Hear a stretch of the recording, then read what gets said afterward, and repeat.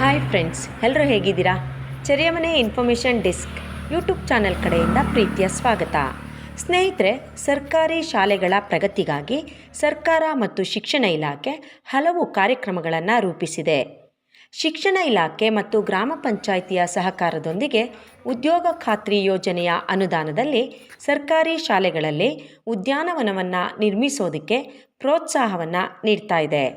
ಕೆಲವೊಂದು ಶಾಲೆಗಳಲ್ಲಿ ಇವುಗಳನ್ನು ಸದ್ಬಳಕೆ ಮಾಡಿಕೊಂಡು ಶಾಲೆಯಲ್ಲಿ ಉದ್ಯಾನವನವನ್ನು ನಿರ್ಮಿಸಿವೆ.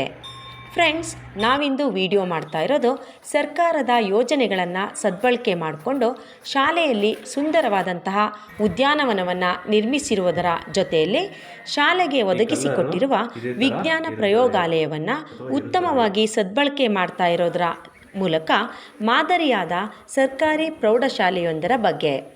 ಸ್ನೇಹಿತರೆ, ಕೊಡಗು ಜಿಲ್ಲೆಯ ಸೋಮವಾರಪೇಟೆ ತಾಲೂಕಿನ ಅಂಕನಹಳ್ಳಿ ಗ್ರಾಮದಲ್ಲಿರುವ ಸರ್ಕಾರಿ ಪ್ರೌಢಶಾಲೆ ಜಿಲ್ಲೆಯಲ್ಲಿ ಹೆಸರು ಗಳಿಸಿರುವ ಸರ್ಕಾರಿ ಪ್ರೌಢಶಾಲೆಯಾಗಿದೆ.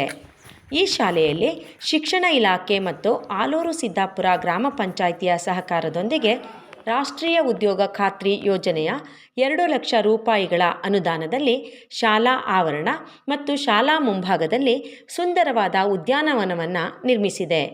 ವಿವಿಧ ಹೂವಿನ ಗಿಡಗಳು, ಅಲಂಕಾರಿಕ ಗಿಡಗಳು, ಮರ, ಗಿಡ, ಔಷಧೀಯ ಗಿಡ, ಹಣ್ಣು ಹಂಪಲಿನ ಗಿಡ, ತೆಂಗು ಮುಂತಾದ ಮರಗಿಡಗಳನ್ನು ಬೆಳೆದಿದ್ದು ಈಗ ಈ ಶಾಲೆ ಸಂಪೂರ್ಣವಾಗಿ ಹಸಿರಿನಿಂದ ಕಂಗೊಳಿಸ್ತಾ ಇದೆ. ಹಾಗೆಯೇ ಸರ್ಕಾರ ಕಲ್ಪಿಸಿಕೊಟ್ಟಿರುವ ವಿಜ್ಞಾನ ಪ್ರಯೋಗಾಲಯವನ್ನು ಉತ್ತಮವಾಗಿ ಸದ್ಬಳಕೆ ಮಾಡಿಕೊಂಡಿದ್ದಾರೆ. ಪ್ರಯೋಗಾಲಯದಲ್ಲಿ ವಿಜ್ಞಾನ ವಿಷಯಗಳಿಗೆ ಸಂಬಂಧಪಟ್ಟ ವಿಜ್ಞಾನ ಪರಿಕರ, ಉಪಕರಣಗಳು ಪ್ರಯೋಗಾಲಯದಲ್ಲಿ ಲಭ್ಯ ಇರೋದ್ರಿಂದ ಶಾಲಾ ಶೈಕ್ಷಣಿಕ ತರಗತಿಗಳಲ್ಲಿ ಪ್ರತಿದಿನ ಅರ್ಧ ಗಂಟೆ ವಿದ್ಯಾರ್ಥಿಗಳು ಪ್ರಯೋಗಾಲಯದಲ್ಲಿ ವಿಜ್ಞಾನ ಪ್ರಯೋಗ ಮಾಡೋ ಮೂಲಕ ಪ್ರಯೋಗಾಲಯವನ್ನು ಸದ್ಬಳಕೆ ಮಾಡ್ತಾ ಇದ್ದಾರೆ. ಫ್ರೆಂಡ್ಸ್, ನಾವೀಗ ಅಂಕನಹಳ್ಳಿ ಸರ್ಕಾರಿ ಪ್ರೌಢಶಾಲೆಗೆ ಹೋಗೋಣ. ಅಲ್ಲಿ ನಿರ್ಮಿಸಿರುವ ಉದ್ಯಾನವನ ಹೇಗಿದೆ ಅಂತೇಳಿ ನೋಡೋಣ. ಹಾಗೆಯೇ ವಿಜ್ಞಾನ ಪ್ರಯೋಗಾಲಯಕ್ಕೂ ಹೋಗೋಣ. ಏನಂತೀರಾ? ರೆಡಿನಾ?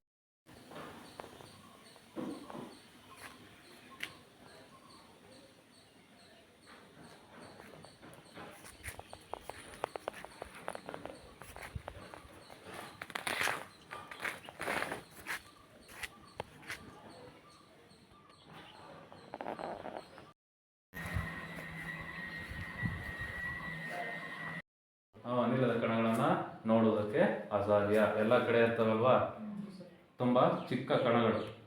ಹಾಗೆ ಇನ್ನೊಂದು ಲಕ್ಷಣ ಯಾವುದು? ದ್ರವ್ಯದ ಕಣಗಳ ಲಕ್ಷಣಗಳನ್ನು ಒಂದೊಂದಾಗಿ ಹೇಳ್ಕೋಬೋದು. ಫಸ್ಟ್ ಯಾವುದು? ಫಸ್ಟ್ದು ನಡುವೆ ಅಂತರವಿರುತ್ತದೆ, ನಂತರ ಚಲಿಸ್ತವೆ, ಆಕರ್ಷಣ ಬಲ ಇರುತ್ತದೆ ಅಲ್ವಾ.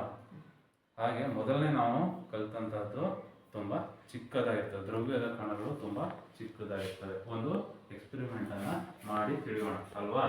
ಈಗ ನಾವು ಪೊಟ್ಯಾಷಿಯಂ ಪರ್ಮಾಂಗನೇಟ್ ಈ ಹರಳುಗಳನ್ನ ನಾವು ಇದಕ್ಕೆ ಹಾಕೋಣಲ್ವಾ. ಇದು ಏನಕ್ಕೆ? ಇನ್ನೊಂದು ಬೀಕರಿಗೆ ವರ್ಗಾಯಿಸಬೇಕು ಅಲ್ವಾ. ನೋಡೋಣ, ವರ್ಗಾಯಿಸೋಣ.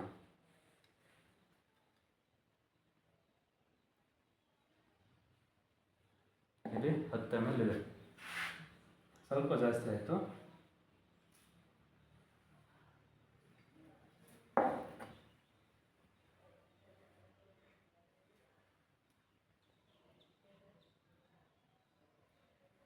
ಇದನ್ನು ನಾವು ಯಾವುದಕ್ಕೆ ವರ್ಗಾಯಿಸಬೇಕು? ಈ ಬೀಕರಿಗೆ. ನೋಡಿ, ಇಲ್ಲಿ ಕಲ್ಲರಲ್ಲಿ ಇಲ್ಲ ಅಲ್ವಾ. ನಾವು ಇನ್ನೊಂದು ಏನಾಗ್ತಾ ಇದೆ, ಮುಂದೆ ಹಾಕಿದಂತಹ ಬೀಕರ್ನಲ್ಲಿ ಕಲ್ಲರನ್ನು ಕೊಡ್ತಾ ಇದೆ ಅಲ್ವಾ. ತುಂಬಾ ಸೂಕ್ಷ್ಮವಾದದ್ದು. ನಮಸ್ತೆ ಸರ್. ನಮಸ್ತೆ ಸರ್. ತಮ್ಮ ಹೆಸರು ಸರ್? ಸರ್, ನನ್ನ ಹೆಸರು ಹೇಮಂತ್ GM. ಓಕೆ. ಸರ್ಕಾರಿ ಪ್ರೌಢಶಾಲೆ ಅಂಕನಹಳ್ಳಿ, ಇಲ್ಲೇ ಮುಖ್ಯ ಶಿಕ್ಷಕನಾಗಿ ಕಾರ್ಯನಿರ್ವಹಿಸ್ತಾ ಇದ್ದೀನಿ ಸರ್. ಶಾಲೆ ಪ್ರಾರಂಭವಾಗಿ ಎಷ್ಟು ವರ್ಷ ಆಯಿತು? ಶಾಲೆಯಲ್ಲಿ ಏನೇನು ಅಭಿವೃದ್ಧಿ ಆಗಿದೆ ಅದ್ರ ಬಗ್ಗೆ ನೀವು ಹೇಳ್ತೀರಾ ಸರ್? ಹಾಂ ಸರ್. ಶಾಲೆ 1988-89ನೇ ಸಾಲಿಂದ ಪ್ರಾರಂಭ ಆಯಿತು ಸರ್. ಈವರೆಗೆ ಸಾವಿರಾರು ವಿದ್ಯಾರ್ಥಿಗಳು ಇಲ್ಲಿ ವಿದ್ಯಾಭ್ಯಾಸವನ್ನು ಮಾಡಿರ್ತಾರೆ. ಒಂದು ಈ ಭಾಗದ ಅರ್ಕಲಗೂಡು ಮತ್ತು ನಮ್ಮ ಸೋಮವಾರಪೇಟೆ ಗಡಿ ಭಾಗದಲ್ಲಿ ಇರುವಂಥ ಶಾಲೆ ಆಗಿರೋದ್ರಿಂದ ಎರಡೂ ಜಿಲ್ಲೆಯವರು ಕೂಡ ಇಲ್ಲಿ ವಿದ್ಯಾಭ್ಯಾಸವನ್ನು ಪಡ್ಕೊಂಡಿದ್ದಾರೆ. ಸುಮಾರು ಉನ್ನತ ಹುದ್ದೆಗಳಿಗೆ ಹೋಗಿರುವಂತಹ ಮತ್ತು ಸುಸಂಸ್ಕೃತ ಜೀವನವನ್ನು ನಡೆಸುವಂಥ ವಿದ್ಯಾರ್ಥಿ ವರ್ಗ ಇಲ್ಲಿದ್ದಾರೆ. ಮುಖ್ಯವಾಗಿ ತನ್ನದೇ ಆದ ಒಂದು ಛಾಪನ್ನು ಈ ಅಂಕನಹಳ್ಳಿ ಪ್ರೌಢಶಾಲೆ ಇಲ್ಲಿ ಮೂಡಿಸಿದೆ. ಈ ಭಾಗದಲ್ಲಿ ನಮ್ಮ ವಿದ್ಯಾರ್ಥಿ ವಲಯದ ಮತ್ತು ರೈತಾಪಿ ಜನರು ಆಗಿರೋದ್ರಿಂದ ಅತಿ ಹೆಚ್ಚಿನ ಕಾಳಜಿಯನ್ನು ವಿದ್ಯಾಭ್ಯಾಸದ ಕಡೆಗೆ ಕೊಡ್ತಾ ಇದ್ದೀವಿ ಸರ್. ಮುಖ್ಯವಾಗಿ ವಿದ್ಯಾರ್ಥಿಗಳಿಗೆ ಒಂದು ಅವರಿಗೆ ಶಿಕ್ಷಣವನ್ನು ಒಂದು ಉನ್ನತ ಹಂತದಲ್ಲಿ ಇರೋ ಹಾಗೆ ಉನ್ನತ ಮಟ್ಟದ ಶಿಕ್ಷಣವನ್ನು ಕೊಡ್ತೀವಿ. ಶೈಕ್ಷಣಿಕವಾಗಿ ಅವರನ್ನು ಹೆಚ್ಚು ಬಲವರ್ಧನೆಗೊಳಿಸುವಂಥದ್ದು ನಮ್ಮ ಆಶಯ ಆಗಿರುತ್ತೆ. ಎಲ್ಲ ವಿಷಯ ಶಿಕ್ಷಕರು ಕೂಡ ತಮ್ಮ ವಿಷಯಗಳಲ್ಲಿ ಅತಿ ಹೆಚ್ಚಿನ ಮುತುವರ್ಜಿ ವಿದ್ಯಾರ್ಥಿಗಳಿಗೆ ದಾರಿ ಎರೀತಾ ಇದ್ದಾರೆ. ವಿಶೇಷವಾಗಿ ನಮ್ಮಲ್ಲಿ ವಿಜ್ಞಾನ ಪ್ರಯೋಗಾಲಯ ಮತ್ತು ಶಾಲಾ ಗ್ರಂಥಾಲಯ ಮತ್ತು ಶೈಕ್ಷಣಿಕವಾಗಿ ತಂತ್ರಜ್ಞಾನ ಅಭಿವೃದ್ಧಿ ಮಾಡಲಿಕ್ಕೆ ಇರುವಂತಹ ಕಂಪ್ಯೂಟರ್ ತಂತ್ರಜ್ಞಾನಯುಕ್ತ ಕೊಠಡಿ ಲಭ್ಯವಿರುತ್ತದೆ. ಮತ್ತು ಎಲ್ಲ ವಿಷಯ ಶಿಕ್ಷಕರು ತಮ್ಮ ಪಾಠ ಪ್ರವಚನಗಳನ್ನು ಶೈಕ್ಷಣಿಕ ಆಧಾರಿತವಾಗಿ ಸ್ಮಾರ್ಟ್ ಬೋರ್ಡ್ಗಳನ್ನು ಬಳಸಿ ಪಾಠ ಪ್ರವಚನಗಳನ್ನು ಬೋಧಿಸ್ತಾರೆ ಸರ್.